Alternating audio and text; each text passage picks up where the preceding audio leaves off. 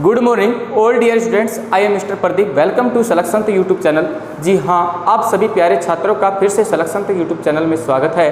तो आज अपन जो करने वाले हैं मैथ में वो करेंगे भाई एग्जाम में आए हुए प्रश्न। तो पहला जो आज का अपना प्रश्न है वो है टाइम एंड वर्क से रिलेटेड। तो सवाल है पहला जो आपकी स्क्रीन पे आ गया है।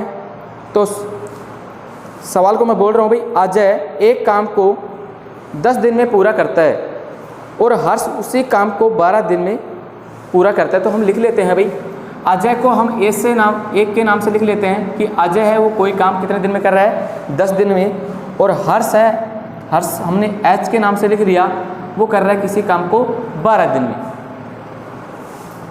वे दोनों एक साथ काम करना शुरू करते हैं। कहने का मतलब जब काम करते हैं तो दोनों एक साथ लग जाते हैं। आगे की जो लाइन है, लेकिन अजय अब तक तो यहाँ तक तो प्रश्न बिल्कुल सिंपल था, लेकिन आगे जब इस प्रश्न की भाषा जो है वो थोड़ा सा मुश्किल में डाल रही है।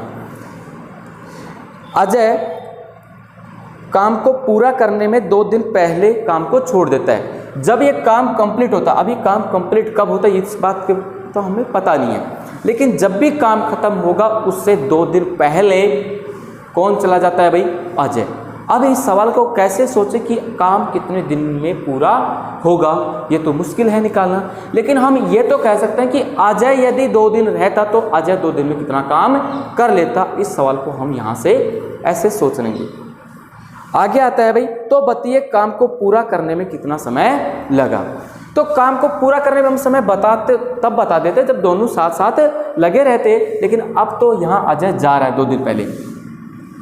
तो भाई सबसे पहले जब हम टाइम एंड वर्क के सवालों को करते हैं तो इधर जो हमारा कॉन्सेप्ट होता है सबसे पहले यहाँ पे क्या लिखते हैं भाई, दिन।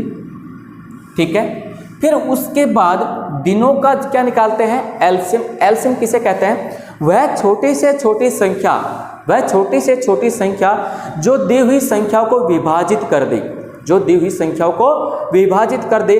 तो भाई छोटी से छोटी संख्या क्या लूँ मैं यहाँ पे, 0। 0 तो मतलब ही नहीं है, पहले क्या है 10। तो बड़ी क्या हो सकती है, 10।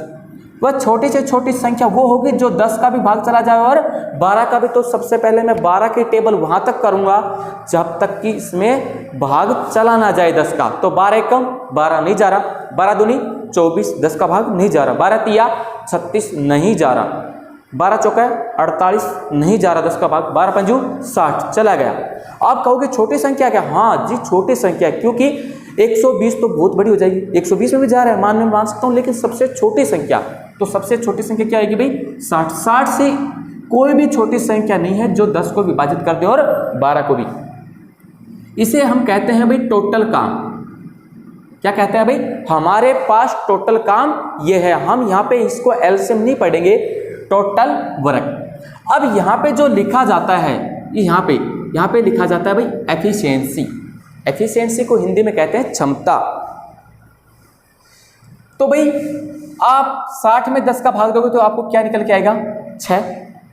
12 में 60 का भाग दोगे तो क्या निकल के आया, 5। मतलब कि ए है वो 6 की स्पीड से काम कर रहा है, जबकि एच है वो 5 की स्पीड से काम कर रहा है। ऐसा हुआ क्यों, क्योंकि ऐसा इसलिए हुआ क्योंकि जो व्यक्ति ज़्यादा तेज हाथ चलाएगा काम करने में वो कम दिन लेगा। तो यही बात है, ए है अगर ज़्यादा स्पीड है इसकी तो ये क्या होगा भाई, समय क्या ले रहा है भाई, कम ले रहा है। लेकिन एच है वो अगर एफिशिएंसी इसकी यदि कम है तो मतलब कि हाथ ढीला चला रहा है, तो इसका मतलब ये दिन ज़्यादा ले रहा है। इसी कारण हमेशा दिनों का जो उल्टा होता है वो हमेशा एफिशिएंसी होती है।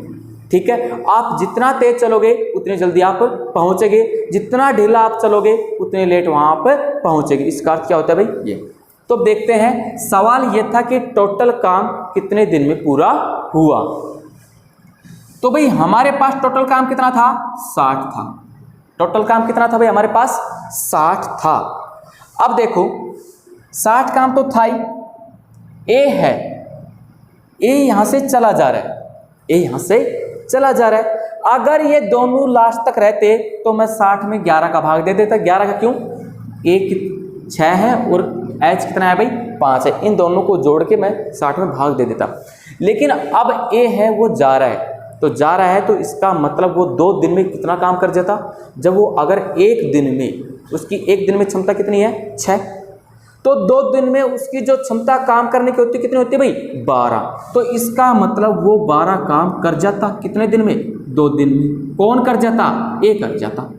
बोलो, तो अगर वो गया तो काम लेके जा रहा नहीं जा रहा, भाई हम कहते भाई तू कैसे भी करके आ जा। अगर वो आ जाता तो हमारा काम कितना हो जाता भाई 72 काम हो जाता, नहीं हो जाता टोटल वर्क। अगर वो रुकता तो टोटल काम कितना हो जाता 72। अब यदि 72 काम दोनों लास्ट तक रुके हुए हैं तो इसका मतलब हम किसका भाग दे दें 11, क्योंकि अब इसमें शामिल है कौन, ए बी शामिल और बी भी।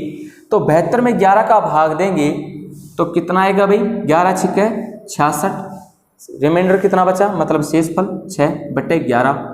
देख लीजिए आपके ऑप्शन में है या नहीं।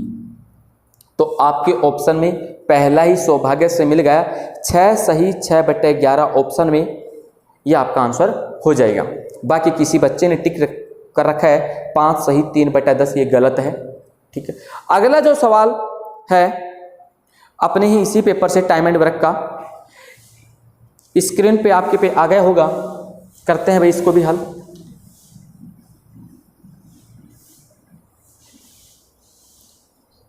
ए एक काम को 70 दिन में करता है।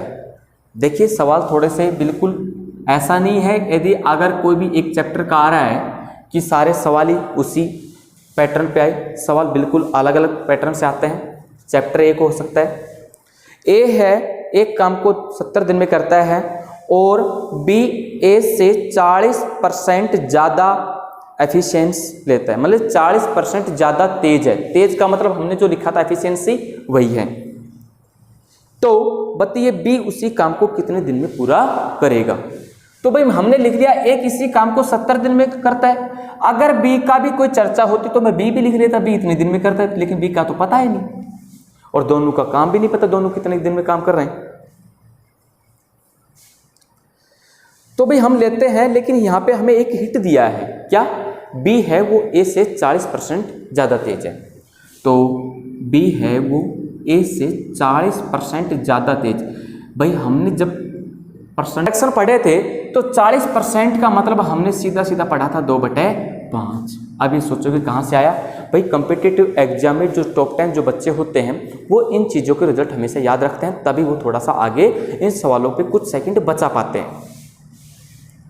तो हमने लिख लिया 2/5। क्या कह रहा है ज़्यादा, तो ज़्यादा का मतलब यहाँ पे मैंने क्या लिख दिया भाई प्लस। तो बी है का मतलब क्या हुआ भाई प्लस का 2, किससे, ए से। अगर ए की वैल्यू 5 है तो बी की वैल्यू कितनी आ जाएगी +2। +2 ये नहीं है 100 में +2 नहीं, जिससे कह रहा है उससे +2। तो ए अगर 5 है तो बी कितना हो जाएगी 7। क्या निकल के आई एफिशिएंसी। तो हमारा टाइम एंड वर्क का जो पैटर्न है लिखने का वो क्या है भाई, ए कितने दिन में काम कर रहा है 70 दिन में, बी कितने दिन में काम कर रहा है नहीं पता, छोड़ दो कोई नहीं। इधर क्या लिखते हैं भाई टोटल काम नहीं पता, रहने दो कोई फर्क नहीं पड़ रहा। लेकिन ए की जो एफिशिएंसी है वो कितनी है भाई 5, ये तो हमें पता ही है। बी की जो एफिशिएंसी वो कितनी है भाई 7 है। ठीक है भाई, अब देखना अगर ए की एफिशिएंसी 5 है और बी की एफिशिएंसी 7 है तो हमेशा टाइम एंड वर्क में दिनों की जो उल्टी होती है वो क्या होती है हमेशा एफिशिएंसी। अगर ये 5 है, अगर ए 5 है बी 7 है तो ए कितना आ जाएगा भाई 7 दिन और बी कितना आ जाएगा भाई 5 दिन। ठीक है, अब ये आप कहोगे सर 7 भी आ गया 70 भी आ गया, हाँ आ गया। हमारे पास ये 7 यूनिट है, अगर ये 7 ही होता रियल में तो हम 70 क्यों लिखते। तो हम कह सकते हैं 7 यूनिट किसको रिप्रेजेंट कर रही है भाई 70 को। तो 1 यूनिट किसको रिप्रेजेंट करेगी भाई 10 को। 70 में किसका भाग दे दोगे आप 10 का। पूछ क्या रहा है, पूछ रहा है बी कितने दिन में काम करेगा। बी की कितने यूनिट है 5, तो 1 यूनिट का मतलब अगर 10 है तो 5 यूनिट का मतलब कितना होगा भाई 50। ठीक है भाई, आज के लिए यही 2 सवाल थे। तो वीडियो को लाइक करें, सब्सक्राइब करें, आगे से हम ऐसे ही एग्जाम वाले सवाल करवाते रहेंगे।